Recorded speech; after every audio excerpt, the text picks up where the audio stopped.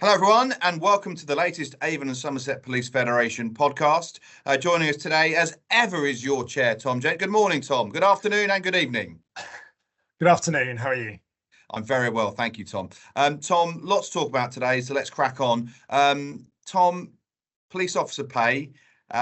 It's been 22% behind where it should be over the last sort of decade plus. This year, you and your colleagues are asking for 7% this year, 7% next year, and indeed 7% the year afterwards. Why are you asking for that?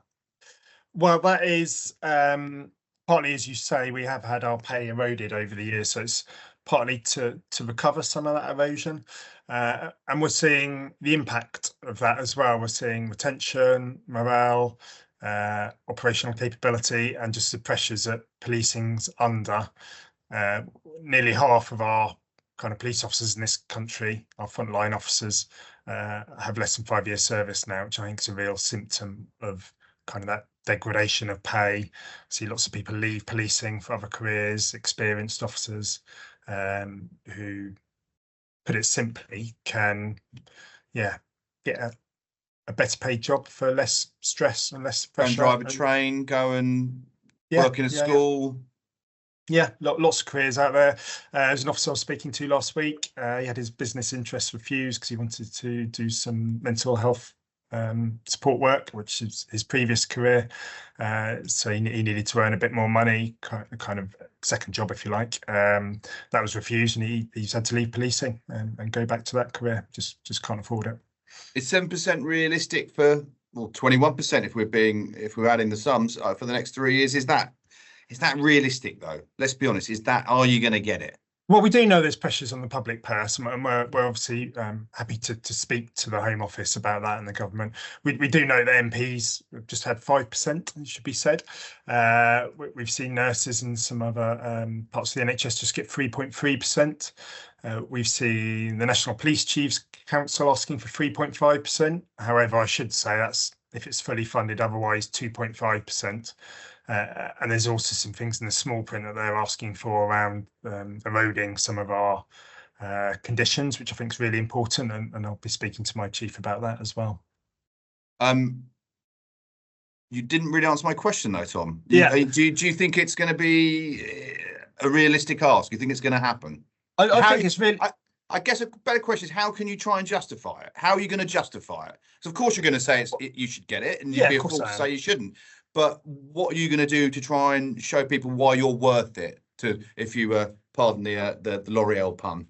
Well, because I think that the numbers speak for themselves around retention, around what we're asking for officers. Just this weekend, I was out, loads of officers policing public order in Bristol, many on their day off, has a real impact. Just being told you've got to come in on a Saturday. A lot of these officers work shifts, may only get one weekend off a month. So that's really impactful on people. And we're seeing a struggle to fill those roles. And that does impact public safety. It does impact safety of our communities. And we want good policing. We want to see performance improve. We want to see officers motivated. And some of the question is, can you afford not to? I mean, it costs a hell of a lot of money to train a police officer. So it makes economic sense. Forget the morale, forget all of that. To train less officers, to retain that experience, makes economic sense rather than having to keep training people who aren't going to stay partly because they can't afford to stay. It's quite a sorry state of affairs, though, isn't it? Then we hear people leaving policing in such droves for other careers because they've had enough, because they're too stressed and stretched. Will a couple of quid help alleviate that? Is that what we're saying? Pay people more, and it will help alleviate the stresses and strains and the pains. Well, not entirely. I mean, it does impact retention and whether you can afford to stay in policing, but absolutely we do need to be looking at welfare, workloads, particularly kind of those pressures that officers are under, and the backing they get from the public, from government, from the force. I think that's really important as well, because a lot of times officers feel like people haven't got their back when they're doing their best in really difficult circumstances. And then the final one for us on pay before we move on to the cheery subject of conduct and misconduct, Tom. But the final one on pay is, obviously you and your colleagues, you cannot take industrial action. Do you think, is it fair to say that say taken the mick out of, that you get trodden down on because you can't walk out. But well, I think that's really important as well, actually. And I've been making the case to some of our local MPs about kind of respecting the pay review body's recommendations, which we haven't seen in the past, because police officers can't strike, other professions can. We've seen that with the doctors. So yeah, it's absolutely right that we are respected, and yeah, not taken advantage of because of that, because I think that would be a real issue that we would need to really look at. Okay, I'll leave it there. There's some strong words there, I think, and potentially some more strong words coming from what you say. Tom, let's move on then to conduct and misconduct. We've seen some high-profile cases in Avon and Somerset where officers, I could argue, I'm not saying these are your words, these are my words, have potentially been prosecuted for doing their job, essentially the job that the public expects of them. Why is this happening, and how can we better protect your colleagues? Well, why it's happening is a very good question, and that's something I'm asking myself. We had the head of the IAPC visit our force recently, and to be fair, they were quite receptive to some of the arguments and some of those questions, because it shouldn't be happening. It does impact things, and I know it was your words saying prosecuted for doing their job, but actually it was a judge's words for the case we had recently with an officer with a wait of 4 years, prosecuted for dangerous driving. The judge threw the case out, stating, put simply, he did the job he was trained to do. Now, how that can get to court, I don't know, and I'm not sure many people do. Certainly, police officers don't understand that, and they do need the backing of chief officers and the public and the misconduct process. So I do think it really needs to be looked at as misconduct process, and there is a bit of a review going on about accountability, because certainly we would ask for timeliness, fairness, and I would add compassion to that as well. And I'm not sure the system we've got now has any of those things. Because in terms of timeliness, I think the Federation nationally have been asking for time limits of 12 months, haven't they, on investigations. You just mentioned that a police officer in your force was investigated for 4 years. What kind of impact can that have on an officer? Oh, it's huge. It's I mean, you're permanently thinking about, is that the end of my career? How am I going to pay the mortgage? What's going to happen? Some officers are suspended, so out of the workplace, and it's no good for taxpayers either. Let's remember, we're paying officers who can't be at work, so some of those may need to lose their job. We're not saying there should be no accountability and we shouldn't be looking to remove bad officers. We're not saying that. We're saying there needs to be fairness and timeliness, because it's in no one's interest for these things to stretch on as they are. So it really needs to be looked at, as well as that element of kind of second bite of the cherry, third bite of the cherry, with the different processes. You've got your criminal process, you've got coronial process, you've got misconduct process, you've got performance processes, you've got vetting processes. I mean, that needs to be brought together, because again, that's no good for anyone. As you mentioned, the government are looking into that, and obviously there's a very high profile case in London with NX 121, the firearms officer that has been the IPC have announced they're not going to try and gross misconduct him until this accountability review comes out. But what you're saying is there needs to be a time limit on that. We need to get that done as well. Is that what you're saying, Tom? Because this is not new. This 4 years, we've had 10 years, we've had 7 years, we've had lots of years.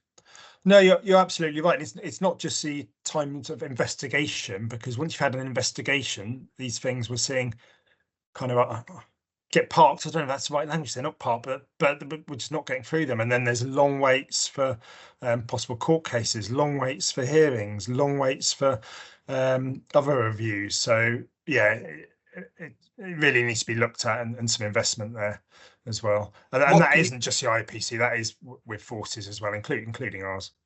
So yeah, I mean, obviously PSD departments as well, but what can you do as a federation? What can you do as the chair of the Avon and Somerset Police Federation in terms of improving the situation, getting this better? Because, as I say, this isn't new. This isn't just happening. No. This has been happening for decades.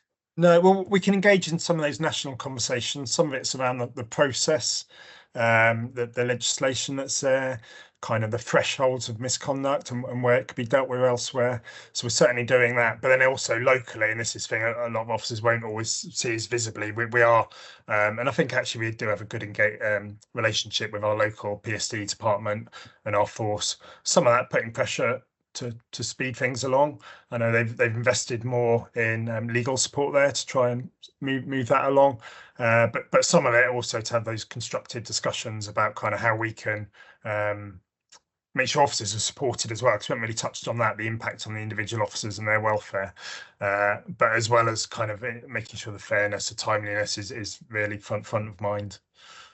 Well, we will move on to that now then, Tom. Yeah. So how do we care for our cops? As you say, some allegations will be malicious, some allegations will be not proven and not true and not and mistakes rather than and errors rather than anything malicious. And some will be, as you say, people that shouldn't be police officers. But at the same time, everyone deserves that care and compassion. So how can you ensure that your colleagues get that? Because it's a real area of concern, isn't it? It is, yeah, absolutely. And each case will be different. I mean, if an officer's suspended, it can be difficult to make sure they've got that support. Suddenly you're taken away from a lot of your support networks. Sometimes it could be orders put in place on you to not contact people. So it's making sure that support is still there, because the organisation's still got that responsibility.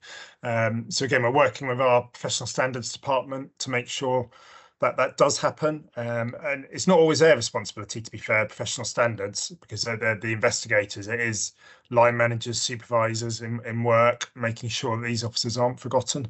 But then there's also things around, I've touched on this, around the actual process and the rules of engagement, if you like, because as you know, there's a real link between suicides and misconduct.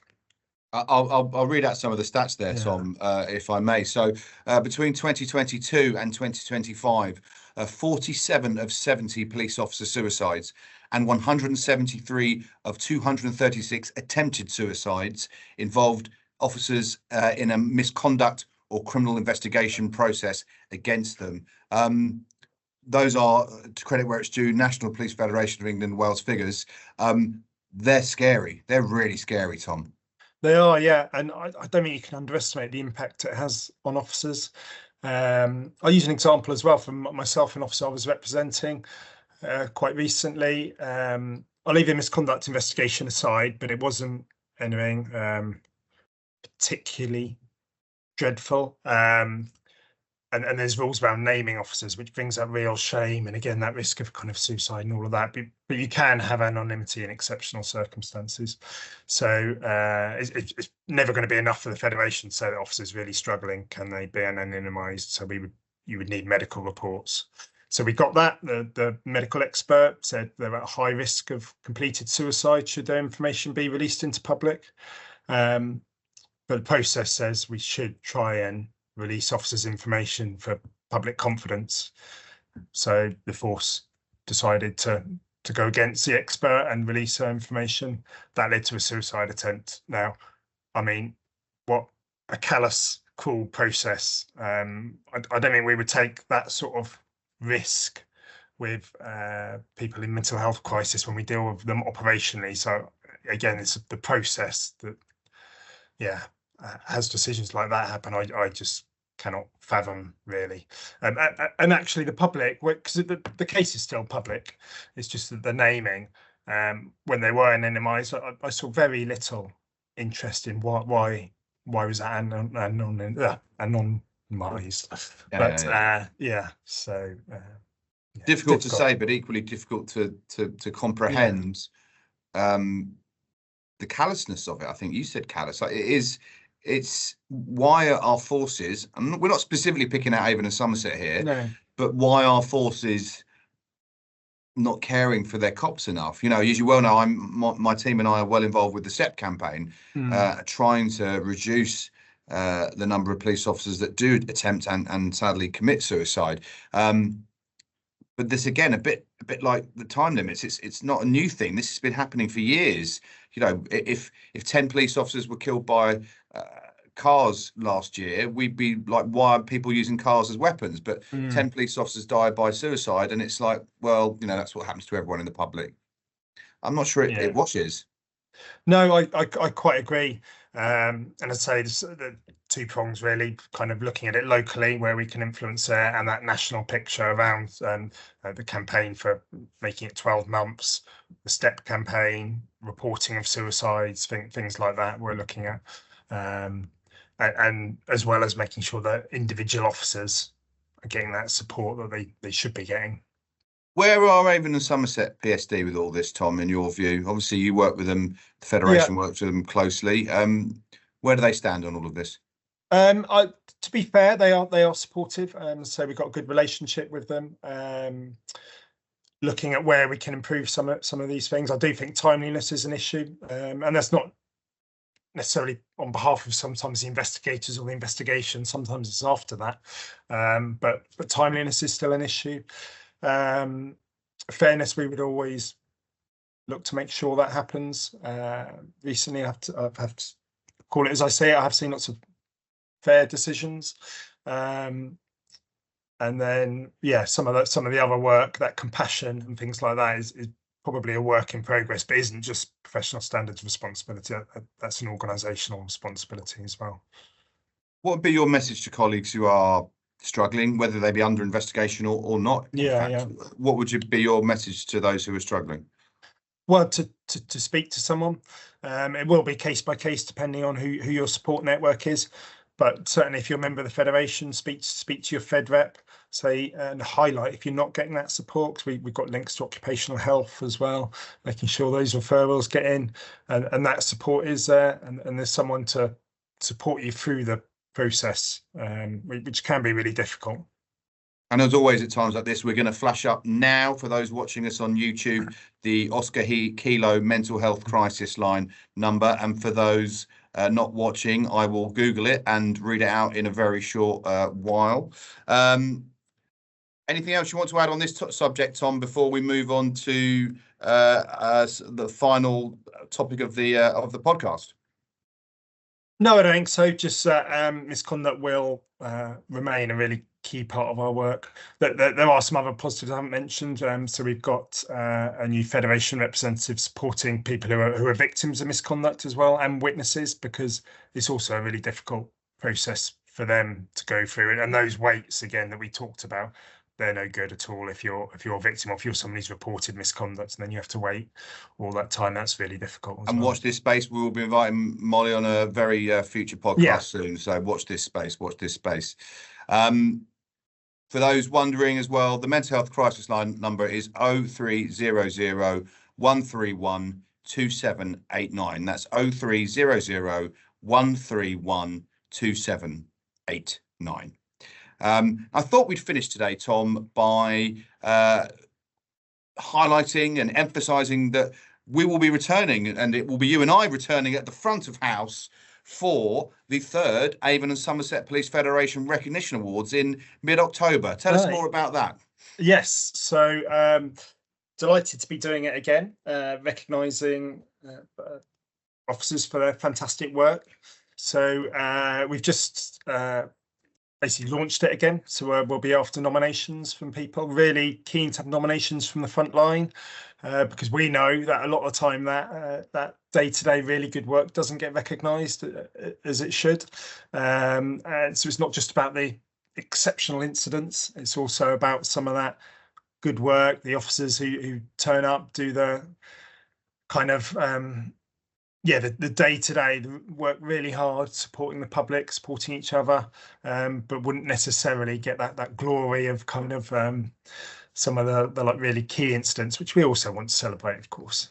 And I'm going to read out now what we're looking for nominations in. Categories are bravery, unsung hero, inspiration, detective, compassionate officer of the year, team of the year, supervisor of the year, and response officer of the year.